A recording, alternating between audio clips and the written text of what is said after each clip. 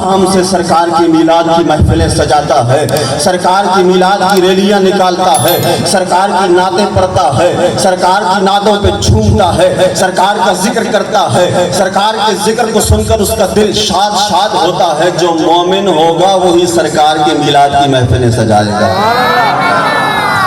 فرمایا وَأَمَّا بِنِعْمَةِ رَبِّكَ فَحَدِّثْ، اللہ کی نعمتوں کا خوب چرچا کرو، اللہ کی نعمتوں کو بیان کرو، اللہ کی نعمتوں کا شکر ادا کرو گے تو اللہ نعمتیں بڑھائے گا، شکر ادا کرو گے اللہ برکتیں عطا فرمائے گا، اللہ اضافہ عطا فرمائے گا۔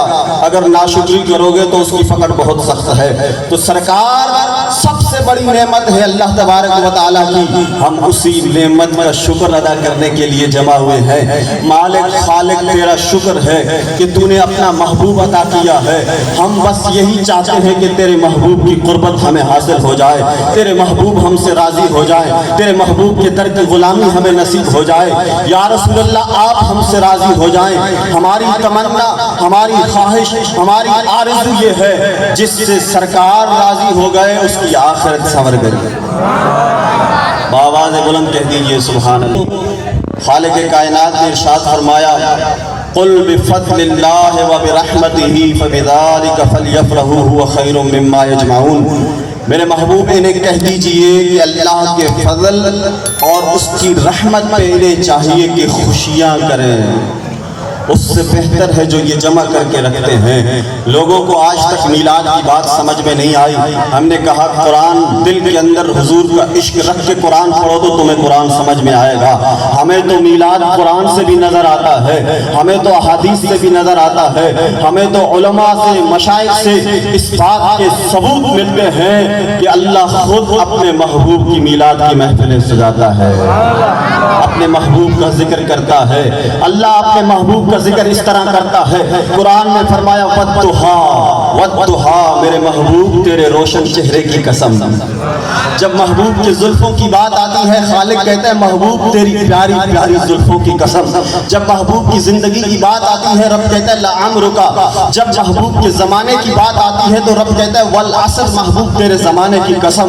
جب محبوب کے جائے پیدائش کی بات آتی ہے، شہر مکہ کی بات آتی ہے تو فرمایا یہ شہر مکہ بڑی عظمتوں والا ہے، بڑی برکتوں والا ہے، بڑی رحمتوں والا ہے۔ اس کے اندر کعبۃ اللہ ہے، خدا کا گھر بھی ہے، صفا مروہ بھی ہے، آب زمزم بھی ہے، مقام ابراہیم بھی ہے۔ فرمایا میرا گھر بھی شان والا ہے، مقام ابراہیم بھی رتبے والا ہے، صفا مروہ بھی عظمت والے ہیں۔ لیکن فرمایا لا اقسم بہذا البلد، میرے محبوب اس شہر کی قسم میں اس لیے کھا رہا ہوں وانت حل بہذا البلد، یہاں پر آپ کی ولادت بسعادت ہوئی ہے۔ یہ شہر مکہ وہ ہے کہ جس کی گلیوں نے، جس کی زمین نے آپ کے قدموں کا بوسہ لیا ہے۔ آپ کے آنے کی وجہ سے، آپ کی ولادت کی وجہ سے یہ شہر مجھے اتنا پیارا ہو گیا کہ میں قرآن میں جب اس کا ذکر کرتا ہوں تو میں کہتا ہوں لا اقسم بہذا البلد، مجھے اس شہر مکہ کی قسم، اس لیے کہ وانت حل بہذا البلد، یہ آپ کی جائے پیدائش ہے۔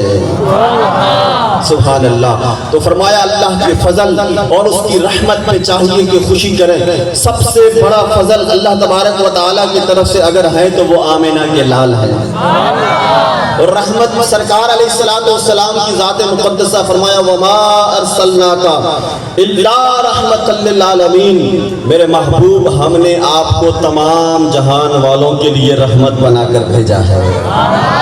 فرمایا میرے محبوب فضل بھی ہیں، میرے محبوب رحمت بھی ہیں، اور میرے محبوب جو ہے رحیم بھی ہے، اور میرے محبوب ایسے ہیں اگر امت کو تکلیف ہوتی ہے تو پریشانی گنبد خضرا میں میرے محبوب کو ہوتی ہے۔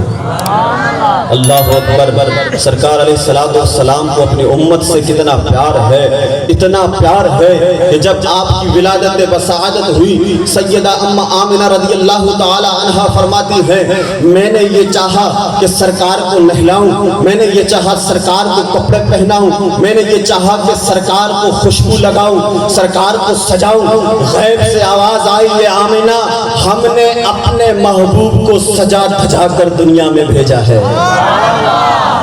آپ فرماتے ہیں خرج منی نور، میرے بدن اطہر سے نور نکلا، جب میں نے پیچھے مڑ کر دیکھا تو محبوب کا سر سجدے کی حالت میں ہے اور زبان سے یہ صدا جاری ہے کہ رب حبلی امتی، رب حبلی امتی، اللہ میری امت کی بخشش فرما۔ میرے بھائیو، ایسا آقا اللہ تبارک و تعالیٰ نے ہمیں عطا کیا ہے کہ رب حبلی امتی کہتے ہوئے پیدا ہوئے، رب نے فرمایا کہ بخشا الصلاۃ والسلام۔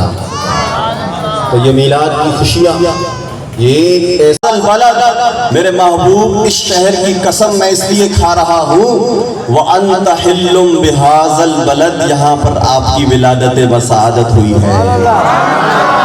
یہ شہر مکہ وہ ہے کہ جس کی گلیوں نے، جس کی زمین نے آپ کے قدموں کا بوسہ لیا ہے۔ آپ کے آنے کی وجہ سے، آپ کی ولادت کی وجہ سے یہ شہر مجھے اتنا پیارا ہو گیا کہ میں قرآن میں جب اس کا ذکر کرتا ہوں تو میں کہتا ہوں لا اقسم بہذا البلد، مجھے اس شہر مکہ کی قسم، اس لیے کہ وانت حل بہذا البلد، یہ آپ کی جائے پیدائش ہے۔ سبحان اللہ۔ تو فرمایا اللہ کے فضل اور اس کی رحمت پہ چاہیے کہ خوشی کریں۔ سب سے بڑا فضل اللہ تبارک و تعالیٰ کی طرف سے اگر ہے تو وہ آمینہ کے لال ہے، اور رحمت سرکار علیہ السلام کی ذات مقدسہ فرمایا وما ارسلناک الا رحمت للعالمین، میرے محبوب ہم نے آپ کو تمام جہان والوں کے لیے رحمت بنا کر بھیجا ہے۔